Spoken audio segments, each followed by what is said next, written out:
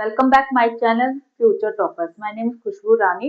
Last class में हमने comparative statement of financial analysis complete कर लिया था। आज हम ट्रेंड एनालिसिस पढ़ेंगे जो हमारा हॉरिजॉन्टल एनालिसिस में आता है। ठीक है, फाइनेंशियल स्टेटमेंट एनालिसिस का फर्स्टली हम पढ़ते हैं हॉरिजॉन्टल एनालिसिस में ट्रेंड एनालिसिस का मीनिंग क्या होता है।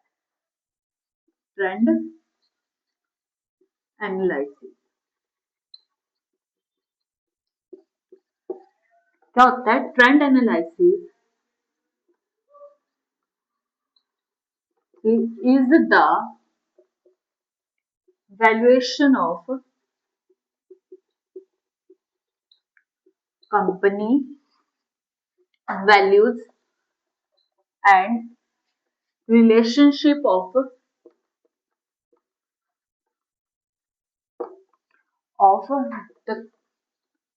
the data in different periods. Trend analysis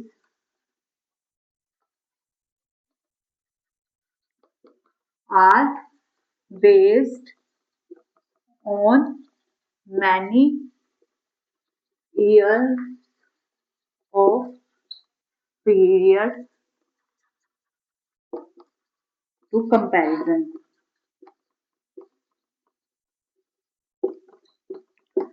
formula क्या है इसका? हमारा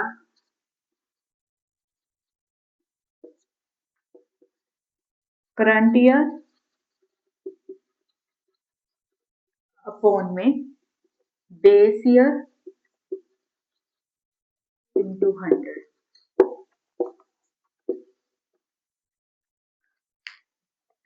ट्रेंड एनालिसिस क्या होता है? एक ऐसी वैल्यूएशन होती है जो हमारी एक ही कंपनी, मतलब कोई एक कंपनी है, उसके डेटा को एनालाइज करने में हेल्प करते हैं। इसमें क्या होता है कि हम ना बहुत सारे पीरियड्स, मतलब बहुत सारे ईयर्स को, हम 5 ईयर्स के डेटा को भी एक साथ कैलकुलेट कर सकते हैं, 3 ईयर्स के डेटा को भी कैलकुलेट कर सकते हैं कि हमें पता चलता है कि कितनी वैल्यूएशन हो रही है हमारी। ठीक है, या तो इसमें वह है कि डिफरेंट ईयर्स को आपस में कंपेरिजन किया जाता है। ठीक है, कंपेरिजन किया जाता है। फॉर्मूला क्या होता है कि करंट ईयर को हम प्रीवियस ईयर से जब डिवाइड करते हैं और इंटू 100 से करेंगे तो हमें परसेंटेज का पता चलता है कितनी इंक्रीजमेंट हो रही है, कितनी डिक्रीजमेंट हो रही है।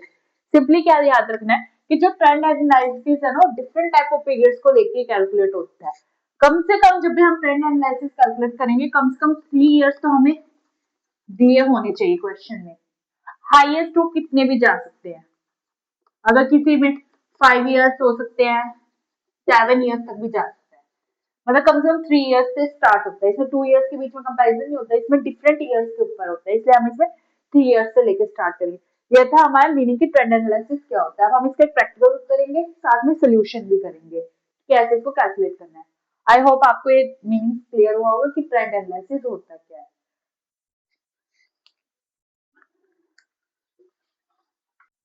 Let's start with the trend analysis का एक प्रैक्टिकल करते हैं। ठीक है, क्या करेंगे? हम इसका प्रैक्टिकल करेंगे। इसमें हम 3 ईयर्स का डेटा लेंगे। यहाँ पे तो हमारा क्वेश्चन होगा, यहाँ हम इसका सोल्यूशन करेंगे। द क्वेश्चन में फर्स्ट क्या देखा हमें? Revenue of operation. ठीक है, रेवेन्यू फॉर ऑपरेशन, इसमें 3 ईयर्स का डेटा होगा, 2020, 2019 एंड 2018 का। ठीक है, यहाँ हम उसका सोल्यूशन करेंगे। ये होगा हमारा क्वेश्चन। फर्स्ट हमें रेवेन्यू फ्रॉम ऑपरेशन देखना है। ठीक है, 3 ईयर्स का कितना है? 2020 34,619। ठीक है, 219 में हमारा डेटा था 33695। क्लियर? सॉरी 6 नहीं, 895। और 2018 में हमारा डेटा है 32929। ये हमारा क्वेश्चन। अभी हम क्वेश्चन लिख रहे हैं। रेवेन्यू ऑफ ऑपरेशन से हमारे पास क्या है? Total operation. Total operation. ठीक है, 2020 में कितना है हमारे पास? 34525। 2019 में क्या है, कितना अमाउंट हमारा?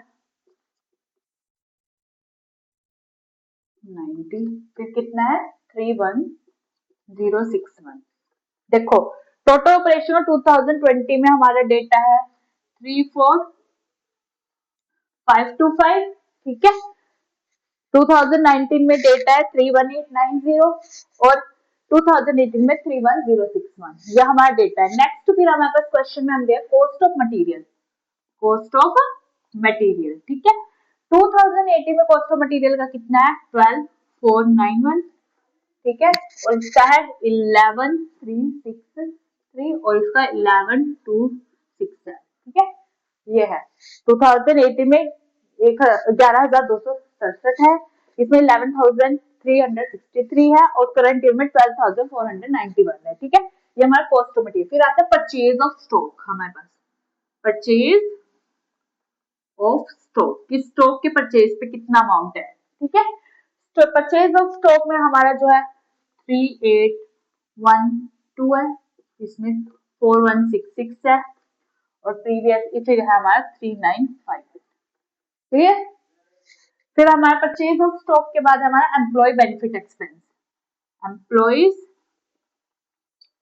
बेनिफिट एक्सपेंस, ये क्वेश्चन में दिया हुआ है, जिसका शेयर कितना है, इसमें 1745 है करंट ईयर का, उसका है 1620 और 2018 का शेयर हमारा 1573, ये भी क्लियर हो गया होगा आपको, ठीक है।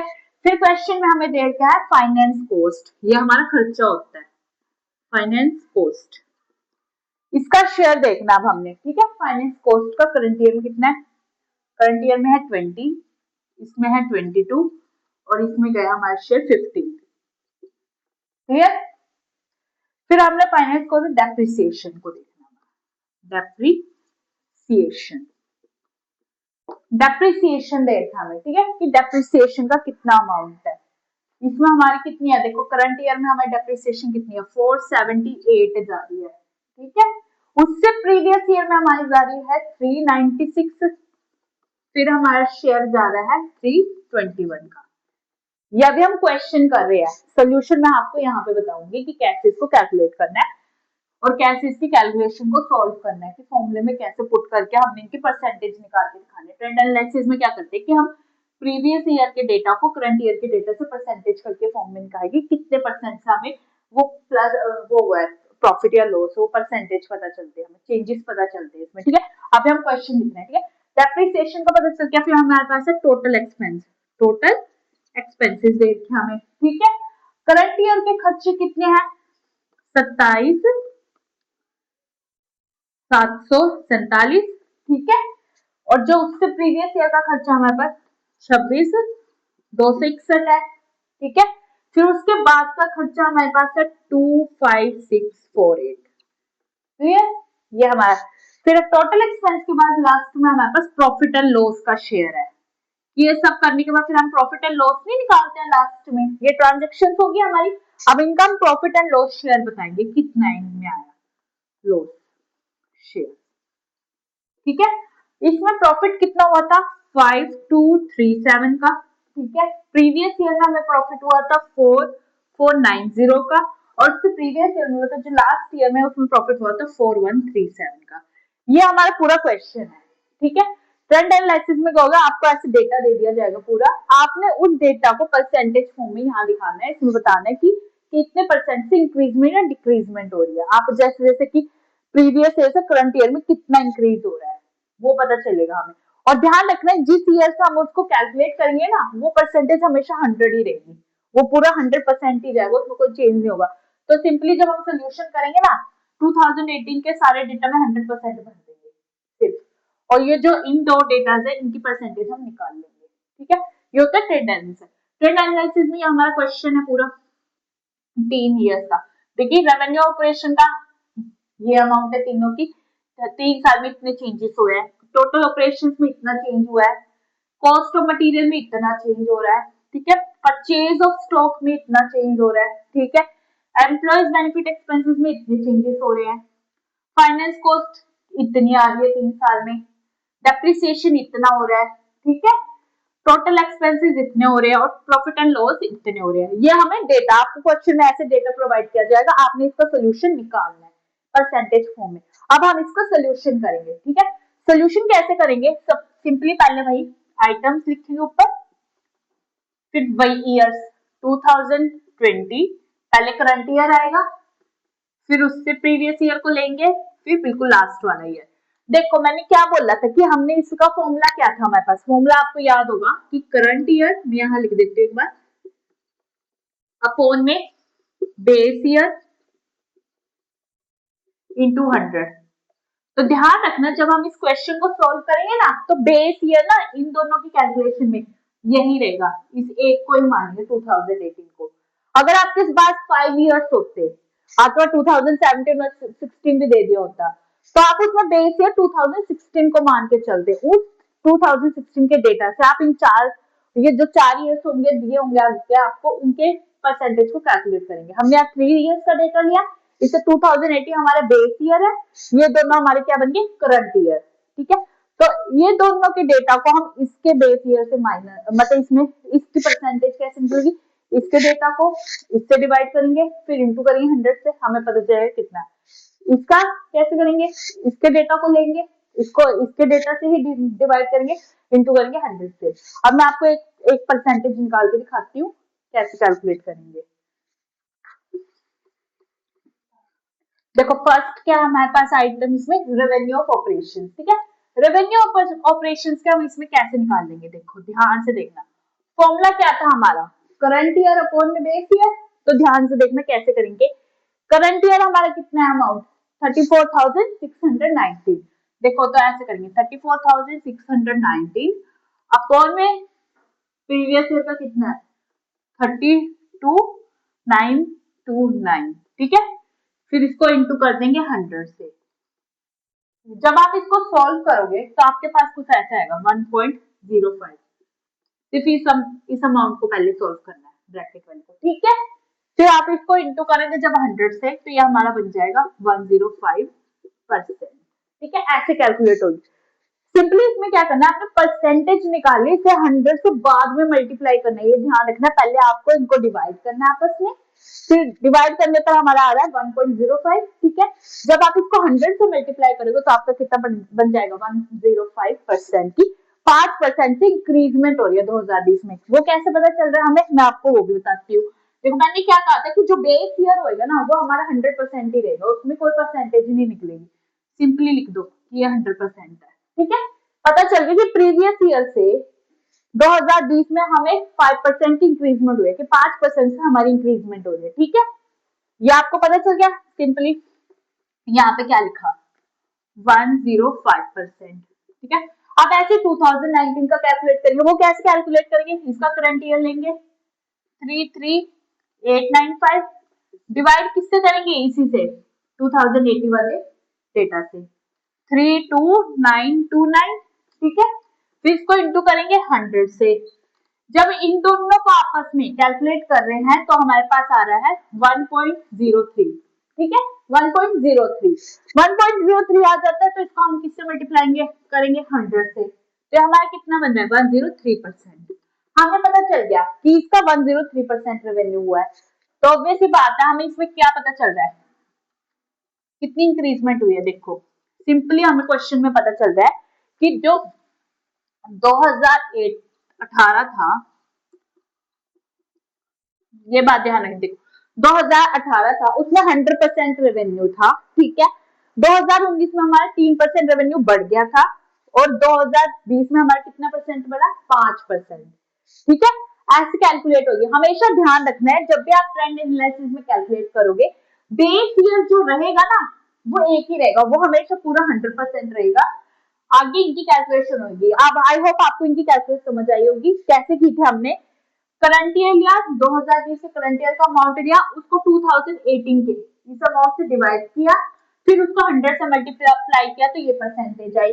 ऐसे हमने 2019 के डेटा को किया, ये अमाउंट लिया करंट ईयर का, ठीक है, इसको इस अमाउंट से डिवाइड किया 2018 के अमाउंट से ही, और इंटू किया 100 से, तो हमें पता चला 103% की इंक्रीजमेंट हुई। ठीक है, कि इसमें 3% से डेटा इंक्रीज हो और इसमें 5% से। ठीक है, ये था रेवेन्यू ऑपरेशंस का। आई होप आपको समझ आ गया कैलकुलेशन कैसे होगी।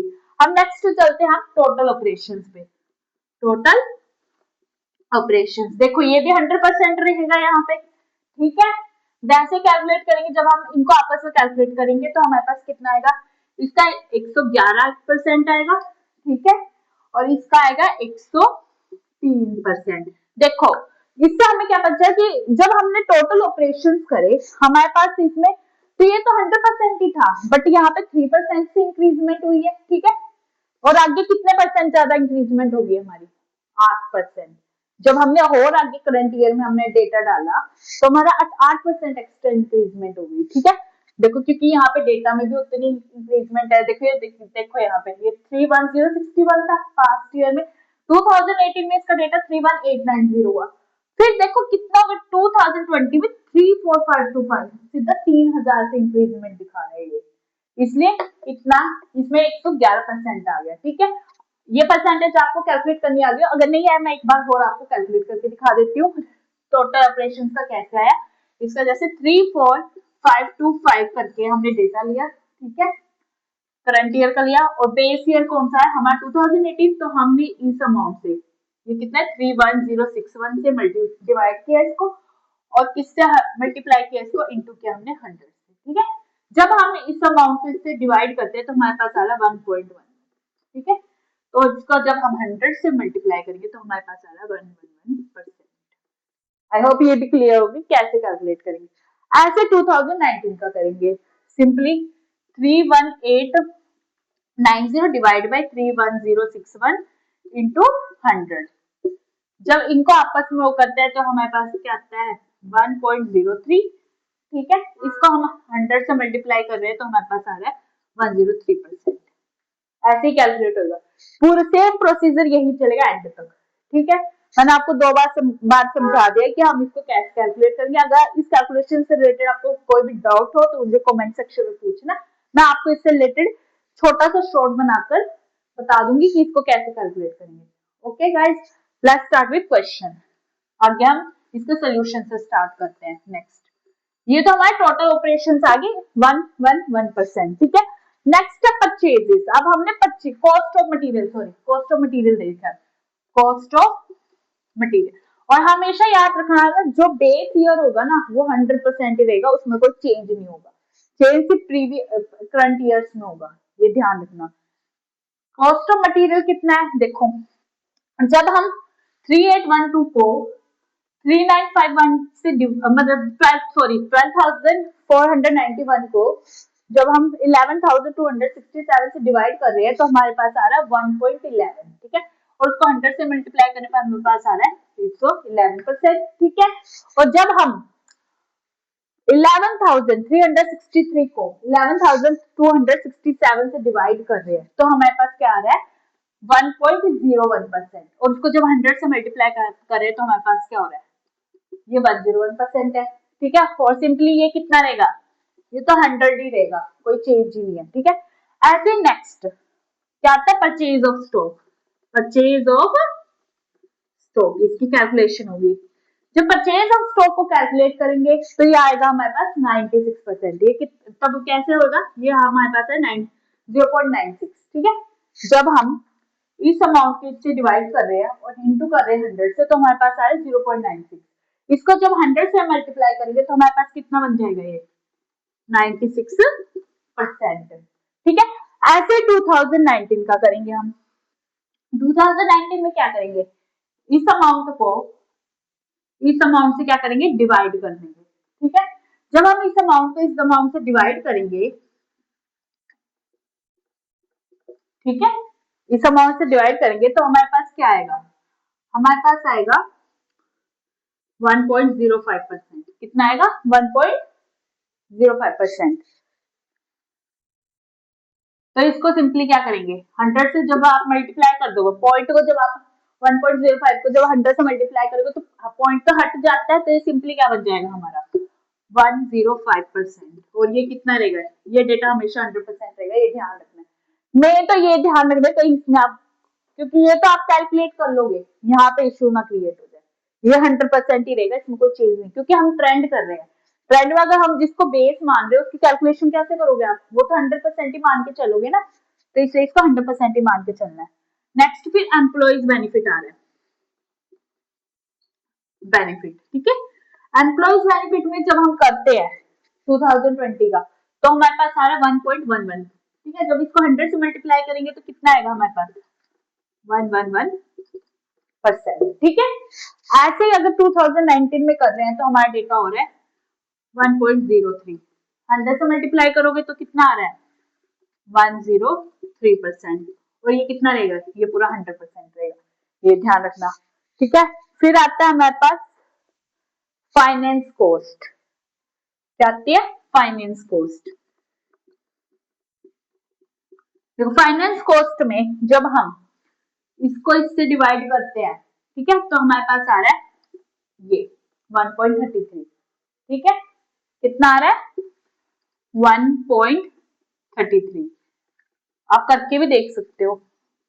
तो 20 को 15 से, 15 1 15, 5 यहाँ, ठीक है, 15 तिये पॉइंट लगाए, 15 तिये 45। ठीक है, फिर 3 पे गया, 15 तिये 45, 1.33 आ गया। ठीक है, इसको सिर्फ डायरेक्ट 100 से मल्टीप्लाई करोगे, कितना बन गए 133%। ठीक है, ये भी मैंने आपको कैलकुलेट करके दिखा दिया ताकि आपको करेक्ट याद रहे कि किस तरह हमने इसकी परसेंटेज कैलकुलेट करनी है। सिंपली क्या लेंगे यहाँ पे हम 133%। नेक्स्ट है 22। ठीक है, 22 को जब हम 15 से डिवाइड करते हैं तो हमारे पास आ रहा है 1.47। ठीक है, कितना आ रहा है 1.47। इसको जब आप 100 से मल्टीप्लाई करोगे तो ये परसेंटेज में बन जाएगा, तो कितना हो गया 147%। और यहाँ कितना रहेगा, ये 100% रहेगा। ठीक है, इसमें क्या है, इसमें सिर्फ हमें परसेंटेज बतानी है कि कितने से इंक्रीज हो रहा है, कितने से डिक्रीज हो रहा है। देखो आपको इसमें कितना क्या पता चल रहा है, देखो ये तो डिक्रीज में गया, बाकी सारे इसमें इंक्रीजमेंट में जा रहे हैं। ठीक है, ये भी डिक्रीजमेंट में हुआ थोड़ा, इसमें तो इंक्रीजमेंट में था, इसमें डिक्रीजमेंट में हो गया, इसमें ये डिक्रीजमेंट में है, इसमें ये इंक्रीजमेंट में है। ठीक है, नेक्स्ट फाइनेंस कॉस्ट के बाद आता है हमारे पास डेप्रिसिएशन। डेप्रिसिएशन देखो जब हम 478 को इससे डिवाइड करते हैं तो हमारे पास आता है 1.49। अगर इसको 100 से मल्टीप्लाई करेंगे तो कितना बनेगा ये 149%।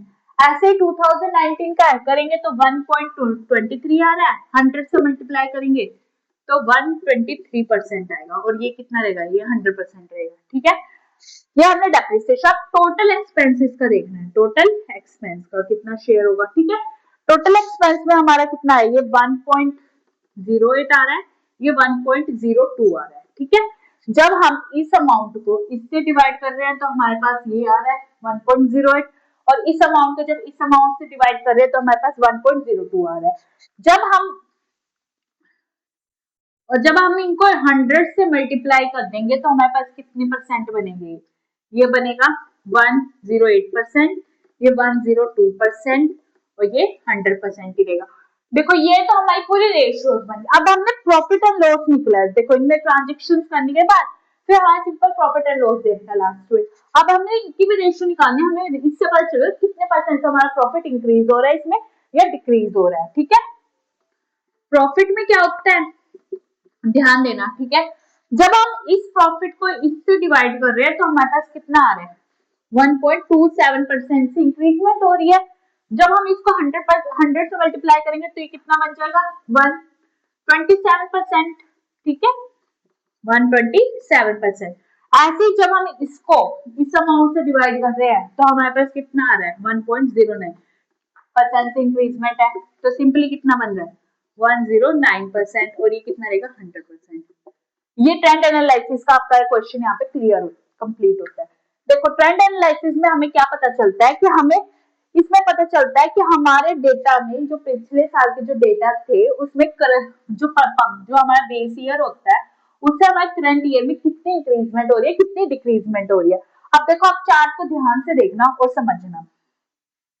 ठीक है, देखो कि 2018 में तो हमारा रेवेन्यू ऑफ ऑपरेशंस कितना था 100% था, 2019 में वो 3% इंक्रीज हुआ और 20 में वो कितने 5% इंक्रीज हुआ। क्लियर, ऐसे टोटल ऑपरेशंस देखो 2018 में पूरे 100% थे, 2019 में वो 3% से इंक्रीज हुए और 2020 में कितने डायरेक्ट 11% से इंक्रीज हो रहे हैं। ऐसे ही कॉस्ट ऑफ मटेरियल को देखो कि 18 में तो वो 100% था पूरा, क्लियर, ये 100% था, बट लेकिन 2019 में जो डेटा था वो 1% से इंक्रीज हुआ, कितने से 1% से, और कॉस्ट ऑफ मटेरियल में वो 1000 मतलब 111% से इंक्रीज हुआ। ठीक है, मतलब सीधा कितने परसेंट से इंक्रीज हुआ, इसमें 11 से, ठीक है, क्योंकि 100 था, 100 से डायरेक्ट 11% इंक्रीज हुआ, ठीक है। नेक्स्ट परचेज ऑफ स्टॉक, देखो जब हम स्टॉक परचेज करते हैं, देखो वो तो 100% थे, इसमें 5% से इंक्रीज हुआ, यहाँ पे क्या हुआ 4% से कम हो गया, डिक्रीज में चला गया ना 96%। ऐसे एम्प्लॉइज बेनिफिट देखो, यहाँ 100% है प्रीवियस में, फिर 2019 में 3% से इंक्रीज हुआ, 2020 में कितने परसेंट से 11% से इंक्रीज हो गया। तो फाइनेंस कॉस्ट क्या थी देखो, 100% थी 2018 में, बट लेकिन 2019 में कितने परसेंट से इंक्रीज हुई वो 47% से, ठीक है, और 20 में कितने 33% से, इसमें कुछ कमी हुई है फाइनेंस कॉस्ट, हमारा खर्चा इसका मतलब यहाँ कम, खर्चे कम हुए हैं, 19 में ज्यादा थे हमारे, ठीक है। डेप्रिसिएशन देखो किस तरह कैसी है, देखो 100% थी, 23% एक्स्ट्रा और कम होगी डेप्रिसिएशन। डेप्रिसिएशन का मतलब क्या होता है कि जो हमारी फर्नीचर या जो एसेट होते हैं ना, उस पर जब हम लगाते हैं उनकी लाइफ वैल्यू कम होती रहती है। जैसे अगर हम उस चीज को यूज करते रहते हैं, अगर उसको हम दोबारा से सोल्ड करने चाहते हैं, वो पूरे अमाउंट में सोल्ड नहीं होती, वो कुछ ना कुछ अमाउंट कम करके ही सोल्ड होती है, वो होती है डेप्रिसिएशन, जो उसकी लाइफ वैल्यू को कम करती है। देखो इसमें 23% कम हुई थी, और 2020 में कितने परसेंट कम हुई वो 49%, ठीक है। ऐसे ही,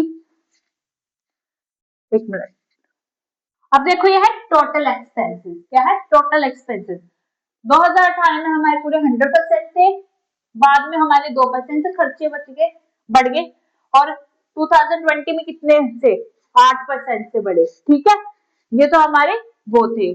फिर आता है हमारे पास, देखो ध्यान से समझना, फिर क्या प्रॉफिट, देखो 100% था, 2019 में हमारा प्रॉफिट बढ़ा 9% से, और फिर ये प्रॉफिट एंड लॉस मान के चलिए, दोनों अकाउंट होता है पूरा, ठीक है।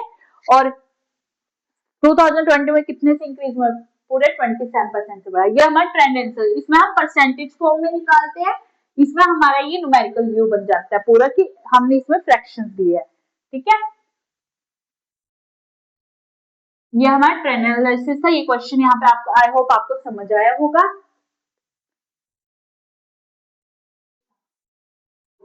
आई होप आपको ये क्वेश्चन क्लियर होगा, बस ध्यान रखना है कि जो बेस ईयर होगा वो एक ही होगा, 2020 के डेटा को भी इसी को बेस ईयर मान के चल गए हम 2018 को, और 2019 में भी 2018 को ही। एक बार और मैं आपको कैलकुलेट करके दिखा देती हूँ ताकि आपको याद, देखो कैसे कैलकुलेट होगा। जैसे हम ये फॉर एग्जांपल हम डेटा ले लेते हैं 2020 का, 34619 है रेवेन्यू फ्रॉम ऑपरेशन का, इसको डिवाइड किया 329629, ये हमारा 2018 का डेटा है,